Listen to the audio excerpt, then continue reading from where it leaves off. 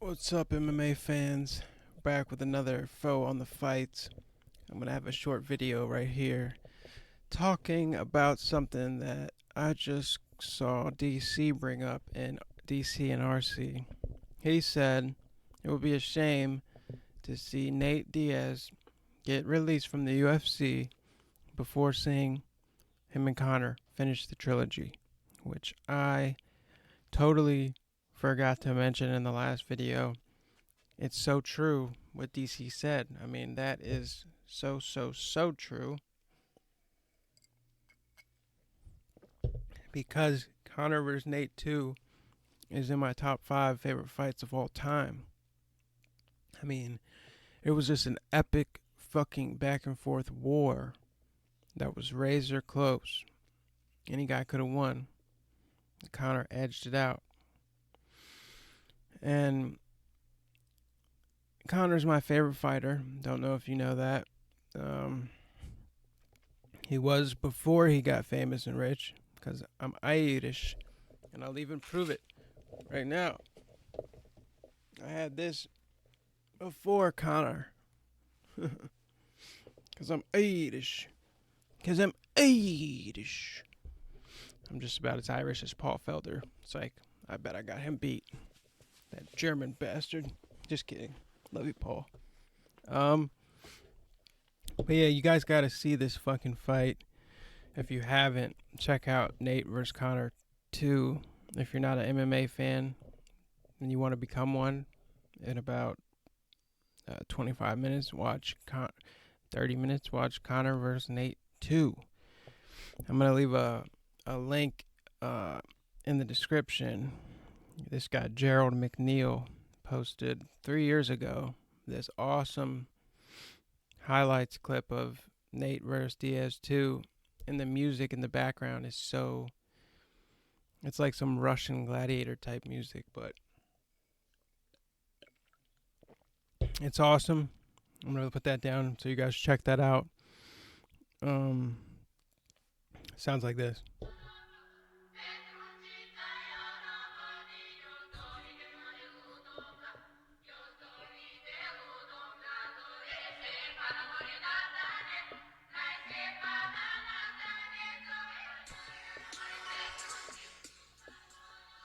Yeah, super get you fired up. That shit.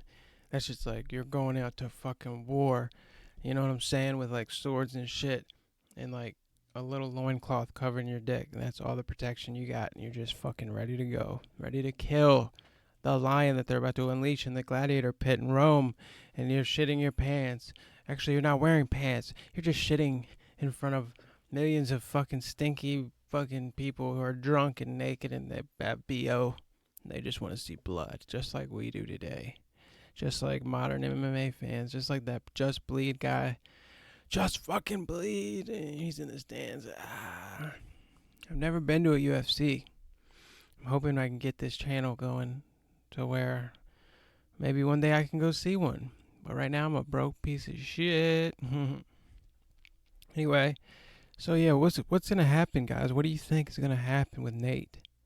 I mean, let me just do some quick little check. So apparently as of 12 hours ago, Nate Diaz and Jake Paul react to Dana White's comments saying a potential boxing fight makes sense. No shit, man. I'll let the motherfucker go and do the shit. Just kidding, don't, because I want Nate and Conor to fight after. And then the winner of that fight Jake. Or the winner of Jake and Nate fight Conor. That's what Dana's trying to get at here. He wants to see Jake beat Nate in a fucking boxing match so that he can set up Conor against Jake in a boxing match, I believe. Or he genuinely thinks Nate can beat Jake. But I think it's a hard fight for Nate. For one, he's super undersized. Jake's like, what, 185, 190, 200 something? And Nate's a fucking blown up 170 pounder whose prime weight class is 155, which I don't understand. I touched in the last video with Logan Paul calling out Paddy Pimblett. It's like, bruh, call out Paul Acosta, you know, someone you're fucking the same size as, you know what I'm saying? Paulo hasn't looked the best lately. Actually, he did look great against Marvin Vettori. I take that back. But he can't make 185. I mean, that was a fucking light heavyweight fight. Because Paulo at the last fucking week's like, oh, I can't make the weight. I can't cut the weight. But I still want to fight at 185. How, brother? You gotta weigh 185 to fight at 185. You know what I'm saying? You know what I mean? Doesn't really seem like Paulo's. He's just so massive, man. It's like he's so much bigger than Yoel Romero, and Yoel Romero could barely make 185 for like all of his weight cuts. He's like fucking barely making it. He missed that one. Where Yoel, that sucks for Yoel, man, because Yoel would have been the champion if he would have just made weight that night he beat Luke Rockhold. And I don't think Yoel ever held the title in the UFC. And that's a shame, man, because he came razor close with those classic fights with Robert Whittaker. Those are awesome, too. I definitely recommend those for anyone who hasn't seen them.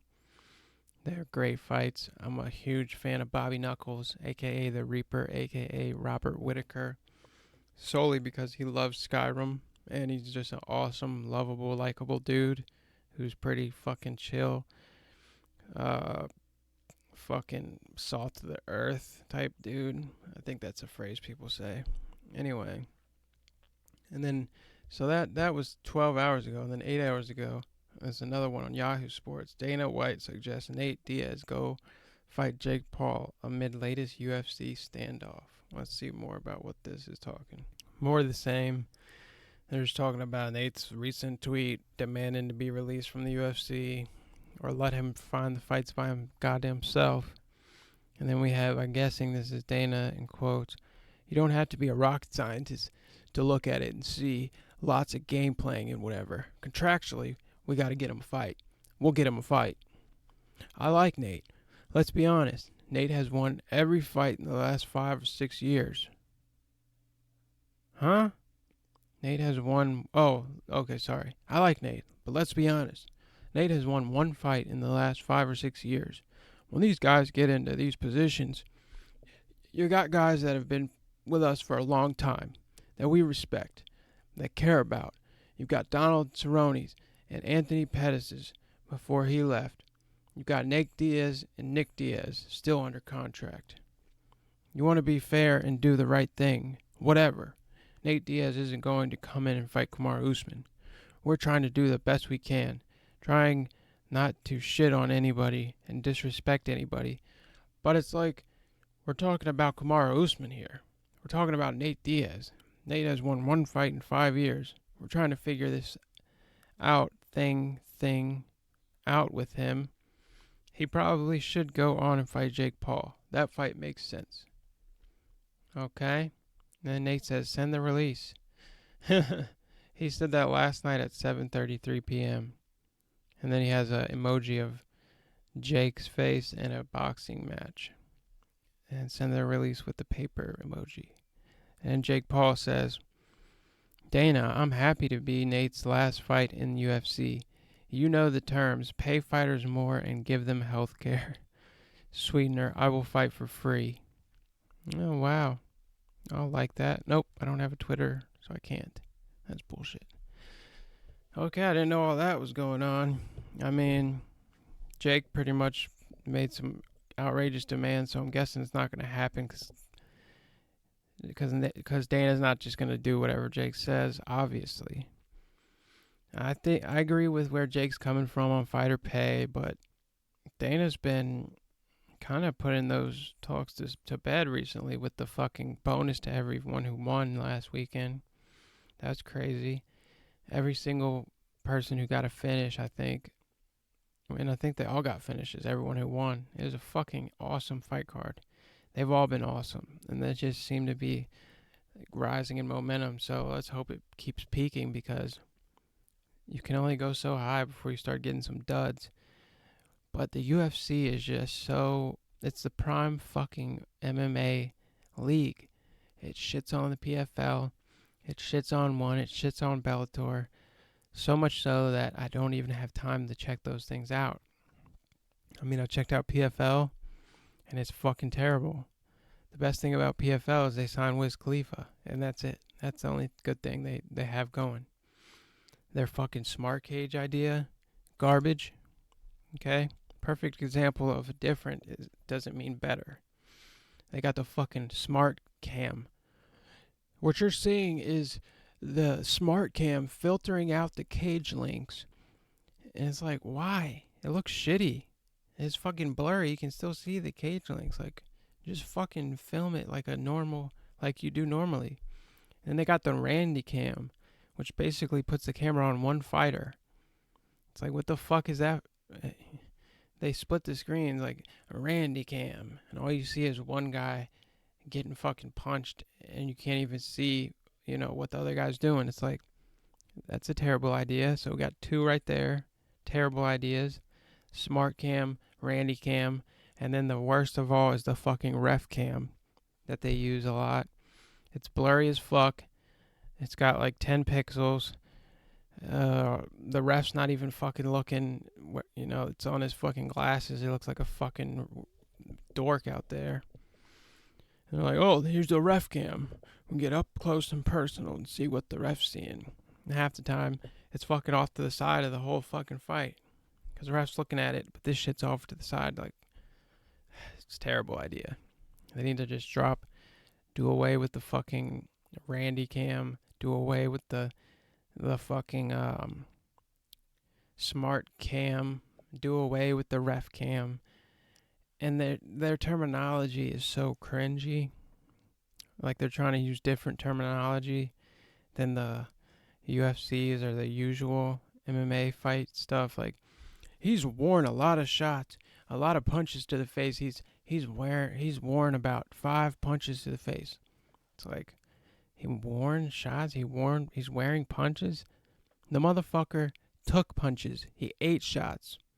Use those. Those are great words. And just because they might be the same to the UFC doesn't mean that making your own fucking weird ass terms is gonna make you guys any better. It's not. So I think they should just stick to the classic, and they'd actually have a better chance of doing better. And one, I haven't watched them. I've watched a couple like months and months ago, and I like one.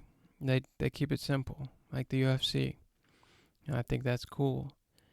And Bellator, the fights, they're just like BC fights.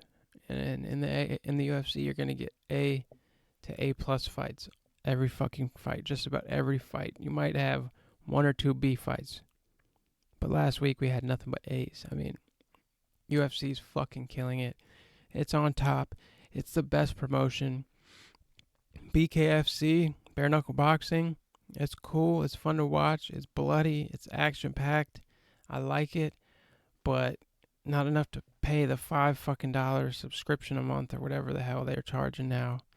You have to have BKFC TV. It's like, I don't know. I might be just for Mike Perry and Michael Venom Page coming up. Let's talk about that real quick at the end of this video.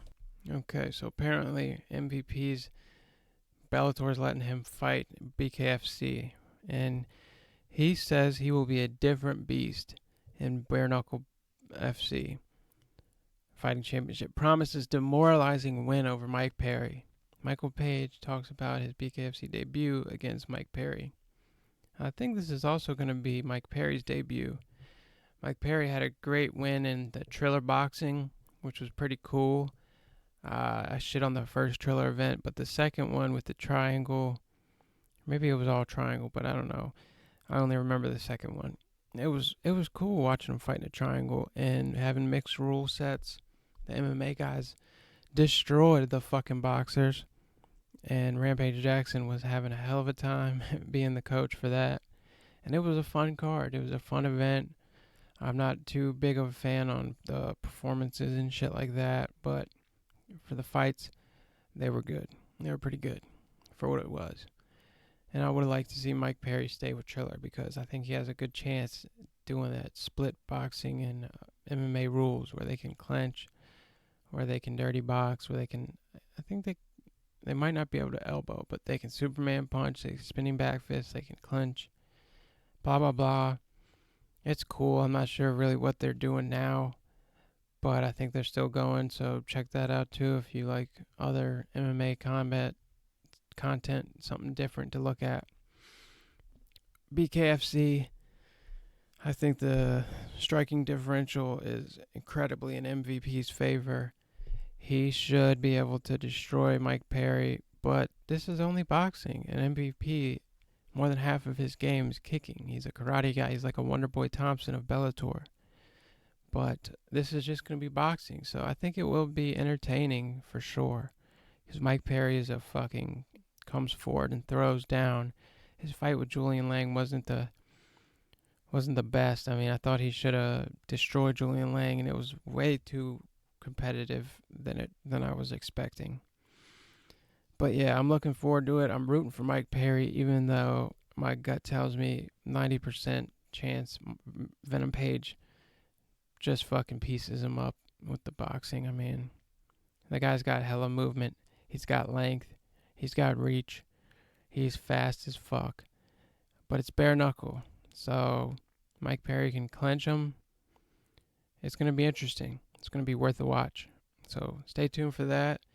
And let me know in your thoughts and comments below on this episode and the topics going on. What you guys think. And if you're MMA fans, specifically UFC, you're going to want to subscribe to the channel because I'm going to be doing lots and lots of UFC content on.